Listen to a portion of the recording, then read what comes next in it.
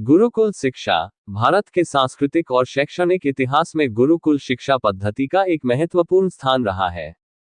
ये प्रणाली, जो वैदिक काल से चली आ रही है, विद्यार्थियों को न केवल ज्ञान अर्जित करने का माध्यम प्रदान करती थी बल्कि उनका सर्वांगीण विकास भी सुनिश्चित करती थी।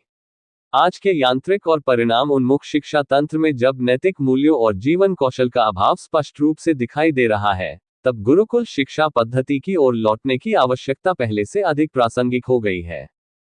गुरुकुल प्रणाली केवल शैक्षिकी ज्ञान पर आधारित नहीं थी। यह अपने विद्यार्थियों में नैतिकता, अनुशासन, सह अस्तित्व और आत्मनिर्भरता के गुणों को विकसित करने पर जोर देती थी। विद्यार्थी अपने गुरुओं के संरक्षण में प्राकृतिक वातावरण में अध्ययन करते थे। यह प्रणाली न केवल उन्हें पाठ्यक्रम आधारित शिक्षा देती थी बल्कि सामाजिक, सांस्कृतिक और आध्यात्मिक मूल्यों का भी संचार करती थी।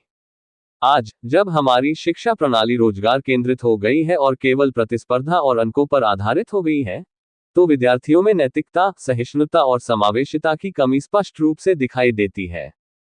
आधुनिक शिक्षा प्रणाली छात्रों को व्यवहारिक ज्ञान से दूर करती है और उन्हें एक मशीन का हिस्सा बना देती है, जो केवल निर्देशों का पालन करती है। इसके विपरीत, गुरुकुल प्रणाली में शिक्षा को जीवन जीने की कला के रूप में देखा जाता था, जिसमें विद्यार्थी के बौद्धिक, भावनात्मक और शारीरिक विकास का समग्र ध्यान रखा जाता था। गुरुकुल शिक्षा पद्धति में विद्यार्थियों को प्रकृति के निकट रखा जाता था, जो उन्हें पर्यावरण संरक्षण और प्राकृतिक संसाधनों के महत्व को समझने में मदद मिलती थी।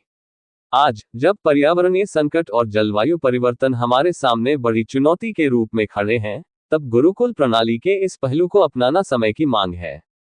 इसके अलावा, इस प्रणाली में छात्रों को स्वावलंबी बनाने के लिए व्यवहारिक कार्यों में भी प्रशिक्षित किया जाता था, जैसे कृषि, कारीगरी और योग।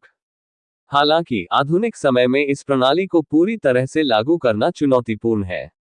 वर्तमान वैश्विक अर्थव्यवस्था और तकनीकी युग में केवल गुरुकुल प्रणाली पर निर्भर रहना व्यवहारिक नहीं हो सकता। लेकिन यह संभव है कि आधुनिक शिक्षा प्रणाली में गुरुकुल प्रणाली के तत्वों को शामिल किया जाए। इसके लिए नैतिक शिक्षा, योग और सह अस्तित्व जैसे विषयों को पाठ्यक्रम का हिस्सा बनाया जा सकता है। इसके साथ ही, विद्यार्थियों को प्राकृतिक वातावरण में शिक्षण और व्यवहारिक अनुभवों से जोड़ने के प्रयास किए जा सकते हैं। सरकार और समाज को मिलकर इस दिशा में कदम उठाने चाहिए। शिक्षा नीति में गुरुकुल प्रणाली के सिद्धांतों को पुनर्जीवित करने के लिए नीतिगत परिवर्तन की आवश्यकता है। शिक्षकों को भी यह सुनिश्चित करना होगा कि शिक्षा केवल अंकों तक सीमित न रहे, बल्कि विद्यार्थियों के जीवन मूल्यों और व्यक्तिगत विकास को भी महत्व दे। गुरुकुल शिक्षा पद्धति हमारी संस्कृति और परंपरा का एक अभिन्न हिस्सा है। इसे आधुनिक संदर्भ में पुनः जीवंत करना हमारी नई पीढ़ी को एक संतुलित, नैतिक और आत्मनिर्भर समाज की ओर ले जा सकता है। ये केवल शिक्षा का प्रश्न नहीं है, बल्कि एक बेहतर भविष्य की नींव रखने का प्रयास है।